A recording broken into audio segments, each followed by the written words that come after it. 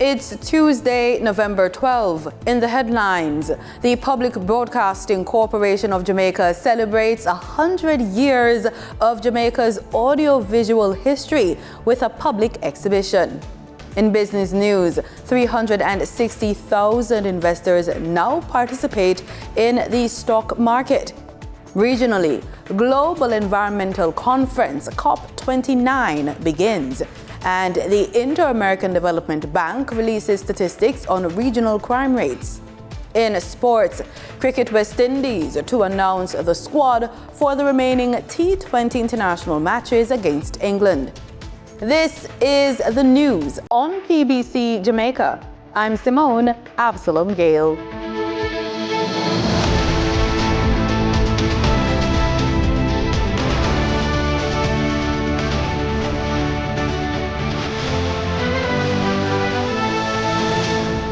The Public Broadcasting Corporation of Jamaica officially launched its exhibition of 100 years of Jamaica's audiovisual history today, November 12, at its South Odeon Avenue office in Kingston. The exhibition was mounted on World Audiovisual Heritage Day at the end of October, and all are invited to come and take a look. The exhibition is a stimulating walk down memory lane, traversing Jamaica's rich audiovisual legacy.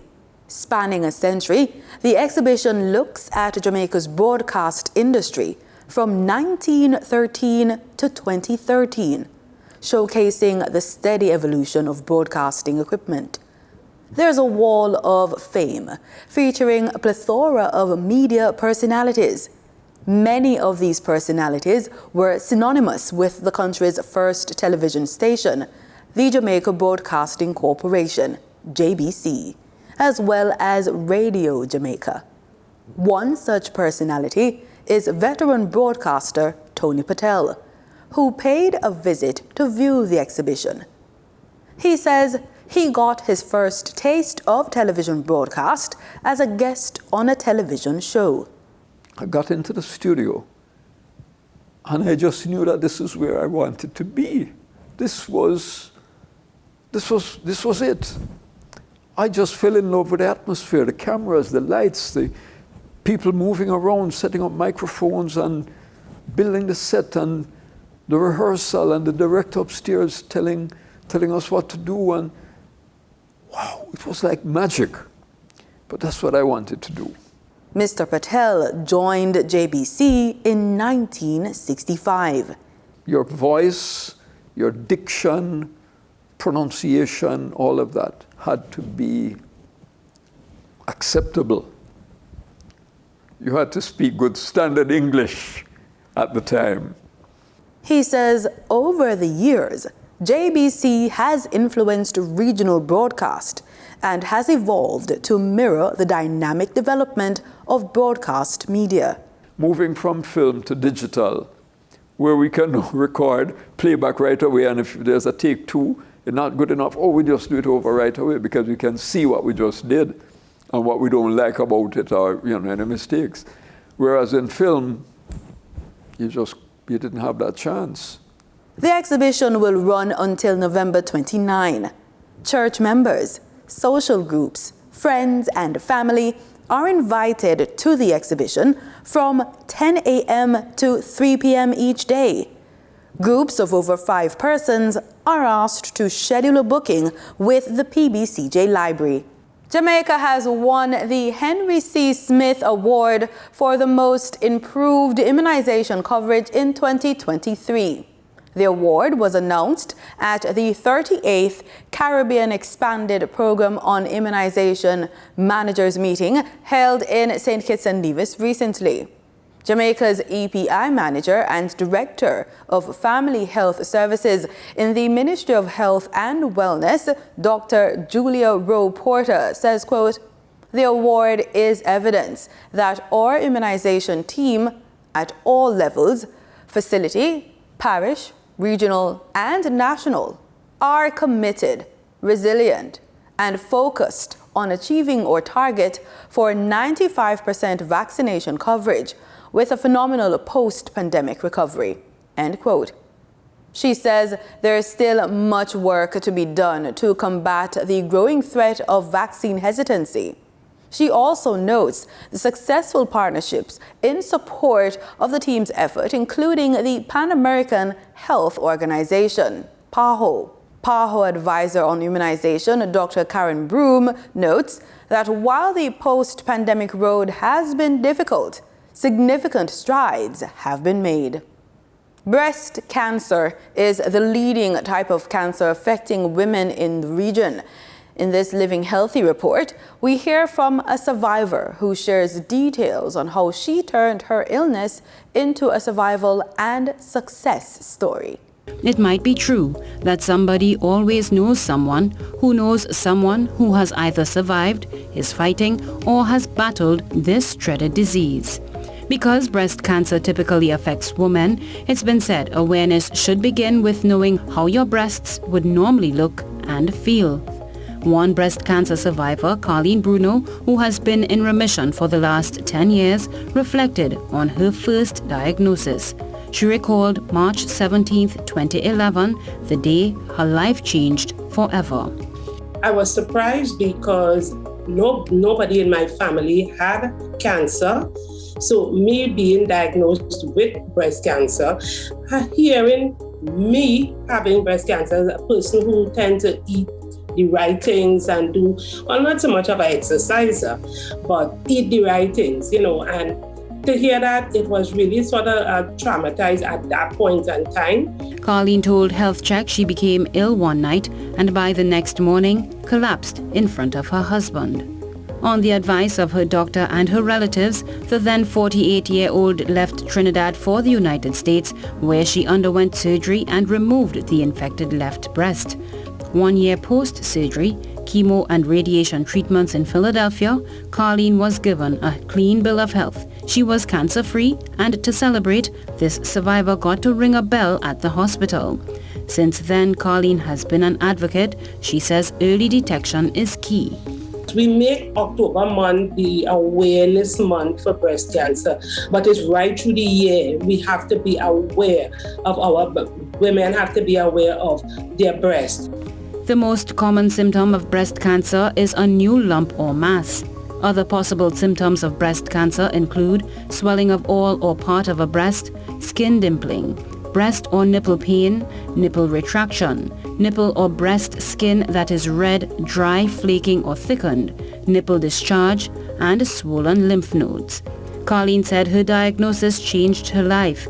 Cancer-free and with a new perspective on life, Colleen said her illness pushed her into starting a business to support women who faced similar challenges. She's the founder of the Colleen Bruno Formations Center, which supplies undergarments for women post-surgery and also clothing. She said she will continue to support women diagnosed with breast cancer. For your TTT News Health Check, I am Crystal Wilson.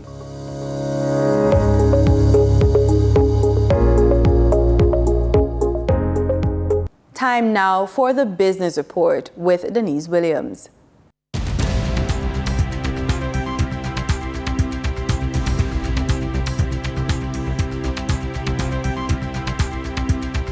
Good day, everyone, and thank you for joining us on the Business Report.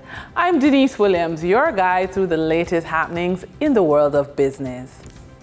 Managing Director of the Jamaica Stock Exchange, Dr. Marlene Street Forrest, reports that at the end of September 2024, 360,000 investors now participate in the stock market. This, she says, is attributable to the JSC's investor education and outreach programs. Dr. Street Forrest adds that these numbers are likely to increase due to the current Investor Education Week celebrations and seminars, which will continue into next week when the focus will be on younger investors.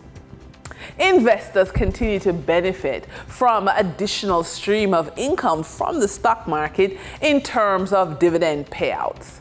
Dollar Financial Services Limited has declared an interim dividend of 0.008 cents per share payable on December 24, 2024 to shareholders on record as at December 10, 2024. The ex-dividend date is December 10, 2024.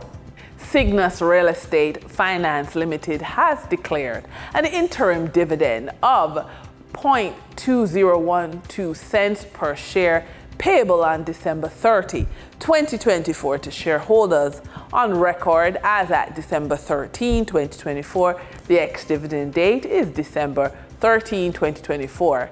Cygnus has further advised that ordinary shareholders who hold US dollar shares will be paid the US dollar equivalent of the Jamaican dividend declared per share. Pan Jamaica Group Limited has declared a fourth interim dividend of 0.125 cents per share payable on December 17, 2024 to shareholders on record as at November 25, 2024. The ex-dividend date is November 25, 2024. Salada Foods Jamaica Limited has advised that at a meeting of its board of directors to be held on November 21, 2024, a dividend payment will be considered. During trading for the period of November 11, 2024, the following companies represent the top 3 most active stocks that investors bought and sold on the Jamaica Stock Exchange. Microfinance firm Dollar Financial Services Limited with 76,829,525 units represents 78.65% of the market volume in terms of sales. Alternative wind energy provider Wigton Energy Limited with 5,048,829 units represent 5.17% of the market volume in terms of sales. Advertising agency One Great Studio Company Limited with 2,643,529 units represent 2.71% of the market volume in terms of sales. Moving from the money moves of investors, executives, and company on the stock market, we turn to the Forex market. On November 11, 2024, the Bank of Jamaica reported that US $22.39 million was bought from Forex traders, while US $39.38 million was sold to Forex traders. Buying directly from the Bank of Jamaica, foreign currency traders sold the US dollar for $159.30 and bought the US dollar for $157.02. The difference between the buy and sell rate was $2.28, which represents a profit for Forex traders for every US dollar traded. Canadian Forex traders earned a trading profit of 88 cents from transactions with the Bank of Jamaica. The Canadian dollar was sold at $113.91 and bought for $113.03. For traders looking at the British pound, they pocketed a profit $4.47, selling it for $204.27 and buying it for $199.80. For our credit report tip of the day, rebuilding your credit as you grow income streams give you more financial resilience and more options, especially when you don't want to just rely on your employment alone. So consider these strategies to help rebuild credit and strengthen income stability. First, optimize your credit card usage patterns. Pay off balances more than once per month to keep utilization low and improve your credit utilization ratio. Secondly, leverage peer-to-peer lending very carefully. Small, manageable peer-to-peer loans can add to your credit mix while fueling your side hustle if managed wisely. And third, build credit through income-producing real estate. Renting out part of your home or investing in a small rental property can add steady income and improve credit over time. And with that, we wrap up today's business report. I'm Denise Williams. Appreciate your company. Stay well informed, stay ahead of the curve. Until our next update, take care. In regional news, the 2-week-long Global Environmental Conference, COP29, began on Monday, and here's a breakdown of the conference and its agenda. It is undeniable that it will take a whole world approach to win the war on the climate crisis, and this is why the success of the Conference of the Parties, or COP, is crucial. In the words of UN Climate Change Executive Secretary, COP29 must be a stand and deliver COP. Addressing a recent virtual forum, he tackled the issue of climate finance, which will form part of the COP29 agenda. Because we can only prevent the climate crisis from decimating all economies, including the largest, if every nation has the means to slash greenhouse gas pollution and boost climate resilience. So, we know trillions more are needed. Doing so is a crucial investment to protect the global economy and will be a fraction of the costs every nation will pay if we allow the climate crisis to keep running rampant, devastating more and more lives and livelihoods every day, every week, every month, and every year. So how can we take the next step to ensure a transition where more countries and companies benefit and where all peoples and communities are genuinely protected? International climate finance must grow up, step up, and scale up to meet this moment. And if we were unsure about the dryness and slow progress of climate action, the release of the 2024 Nationally Determined Contributions, or NDC, towards the end of October highlighted the shortfall of national climate plans. The report assesses the combined impact of nations' current national climate plans on expected global emissions in 2030, among other measures.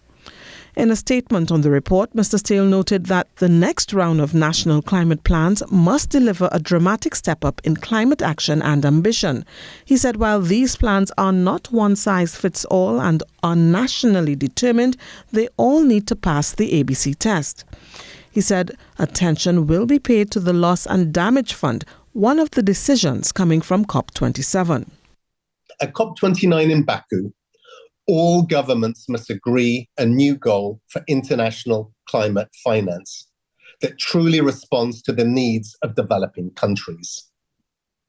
COP29 must be the stand and deliver COP, recognizing that climate finance is core business to save the global economy and billions of lives and livelihoods from rampaging climate impacts. It's not my job to prejudge what the new goal will look like, but it's clear public finance must be at the core. Mr. Steele called for COP29 to be an enabling COP, delivering concrete and ambitious outcomes on climate finance that take account of developing country needs, recognizing that such support is core business to protect every nation and the global economy from rampaging climate impacts. COP29 begins with an opening ceremony on November 11th and ends on November 22nd. I am Stacey Ann Providence, keeping it green for TFT News.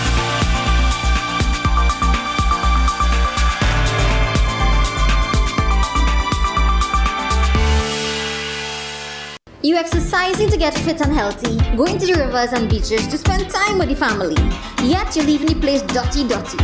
Whether it's Chancellor, Buko, the Savannah, or one of the streets by we, let us reduce, reuse, and recycle, and clean up the country. No matter your age or gender, everyone can be an earth defender. Get into green with Swim Call. At Flow, we're inspired by all the things that go on in your home. Like the efforts you make to keep your connections healthy. Ooh, I love this part. And by your need for a release of endorphins that keeps you young and energetic. And by the couch potato in your home who hates to move more than an inch. So we gave you a remote that you can speak to. House of the Dragon. We were even inspired by this. Mom, the Wi-Fi's down! Never mind! We're also inspired by the young, enthusiastic athlete who understands how technology can improve their game. So, When you sign up at Flow to a fiber-powered network that now comes with gig speeds, you sign up for a network that's inspired by you. No wonder it fits your home so well. Annually, 1/3 of global homicides occur in the Latin America and Caribbean regions. This alarming statistic was revealed at the Crime in Latin America conference being hosted by the International Monetary Fund and the Inter-American Development Bank. President of the Inter-American Development Bank, Ilan Golfan, said vigorous research on crime and violence is important so the issues can be better understood. The impact of crime in Latin America and the Caribbean is enormous, both in terms of life lost and unrealized economic development. We know no nation is entirely free from crime and violence, but the problem in Latin America is in another dimension. First Deputy Managing Director at the International Monetary Fund, Geeta Gopinath, put Mr. Golfan's statement into context. If you look at the region, it represents about 10% of the world's population, but it makes up for 1/3 of the world's homicide rates. So as you can see, this is a grim reality for the region. And it's not just a public safety issue, but also a very big issue for economic prosperity and economic development, which is why we are having this conference here at the International Monetary Fund. The IDB's president said the research on crime and violence needs to be used by policymakers to reduce the problem. Using Jamaica as an example, he explained the impact research was having on reducing crime. In Jamaica, the intervention in violence prevention, positive parenting, gang violence help reduce violence between gangs in 68% of the intervened communities. So intervening with the communities related to the gang violence, talking to the parents, looking at preventions, the actual data is 68% reduction. The conference, which took place in Washington, D.C., brought together scholars, researchers and policymakers to discuss strategies for reducing crime and its impact on social and economic development. Terry Ann Brown-Campbell, TTT News. In sports, members of Jamaica's team who journeyed to the recent Olympic and Paralympic Games in Paris, France, will be given grants from the government. Minister of Culture, Gender, Entertainment and Sport, Olivia Grange, says the money was being dispersed directly to 66 athletes, including 1 Paralympian and 21 athlete support personnel who formed Jamaica's delegation to the Games. Junior athletes who competed at the World Athletics Under-20 Championships in Lima, Peru, will also receive gift vouchers totaling 760,000 Jamaican dollars from the ministry. The minister was speaking at a news conference to announce the Jamaica leg of the new Global Athletics League Grand Slam track, being led by the former world and Olympic champion and record holder Michael Johnson. The Grand Slam Track League will begin with the Kingston event at the National Stadium from April 4 to 6, 2025. And from athletics over to cricket, the West Indies will have to dig deep for a T20 International Series victory on home soil after going down to England in 2 nights in succession at Kensington Oval. The timely return of England's top batter could make the task even harder for the home side. England's T20I captain Josh Buttler marked a stunning return to form, smashing 83 runs off 45 balls to lead his team to a dominant 7-wicket victory over the West Indies in Bridgetown. This victory secured England a 2-0 lead in the 5-match series. Buttler, who had been sidelined since June with a calf injury, hit 8 fours and 6 towering sixes, including a massive hit out of Kensington Oval, as England comfortably chased down the West Indies total of 158 with 31 balls to spare. The innings was anchored by a 129-run partnership between Buttler and Will Jacks, who added 38 off 29 balls. Despite losing Phil Salt for a golden duck on the first ball of their chase, England quickly took control. Liam Livingston closed the match with 23 not out, ensuring a smooth finish after Butler and Jacks departed in the 13th over.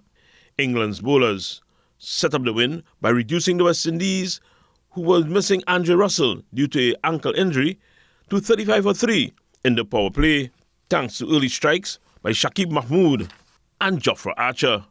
Robman Powell's 43 of 41 balls offered resistance, supported by Romario Shepherd's 22 of 12 deliveries. However, Livingston's 2 wickets and Mahmood's sharp opening spell sealed the host's fate as they finished on 158 for 8. The result leaves England in a commanding position in the series as West Indies look to regroup ahead of the next match. In the coming days, Cricket West Indies will announce the squad for the remaining 3 matches on November 14th, 16th and 17th. Wayne Cunningham, TDT Sport.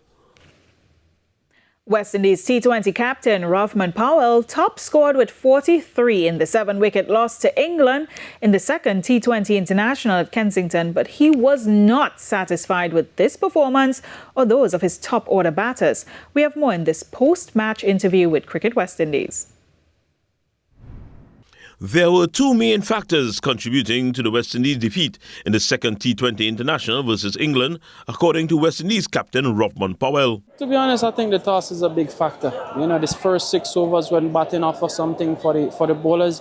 You know, and I think if it was reversed, England would be in the same position. You know, we're sure heavy, dependent, the tosses in the games in Barbados, you know, but having said that, we have to do better as a batting group. You know, we can't keep finding ourselves 3 down after the power play. Game 3 will be in St. Lucia on Thursday, and Powell was open about his and his team's approach. Yeah, just be fearless, you know, just to play the brand of cricket that has got us here. You know, we have been playing some good T20 cricket for the past 18 months, so why change now? You know, St. Lucia provides an opportunity for our batters that I think are still in good nick to put some scores on the board, but it's important for the top 5 to bat majority of the overs. And it's a case of our lower order have to do the bulk of the batting. You know, when you're in a team and your lower order doing the bulk of the batting, you will always find yourself in trouble. With regards to changes in the team, the captain was clear. You know, we still believe in the quality of the guys that we put out on the park. You know, if you should look, the T20 team is a pretty settled team. You know, it's just for us to get it right on the park. TNT Red Force and TKR bowler Terence Hines made his debut for the West Indies and got a fair assessment on his first outing. It's obviously tough conditions, you know, coming in places wet, bowling against quality players on a good wicket. You know, I think he manages himself well in the sense where he have his plans. And, you know, once you have clear plans, it comes down to execution. And I think he's not far off. Thursday's 3rd T20 International in Grossi Lay will be a day-night affair, beginning at 4 p.m. Eastern Caribbean time. Wayne Cunningham, TDT Sport. Prior to the start of the second T20 International between the West Indies and England, there was a special presentation as debutant Terence Hines received his maroon cap from his longtime friend Akil Hussain. I have the pleasure to present you with this West Indies cap.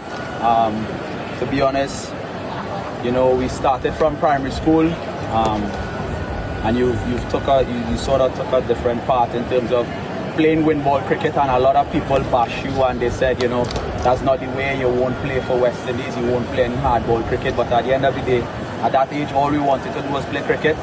I'm very happy that you stuck to it, buddy. You kept believing in yourself, you put all those doubts behind you, and here you are today representing West Indies. I wish you all the best, brother. Represent this badge and this cap with pride and passion. Go there and do best work.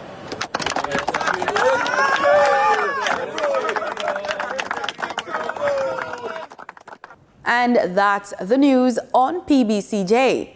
You can follow us on our social media platforms at PBCJamaica. Thanks for watching.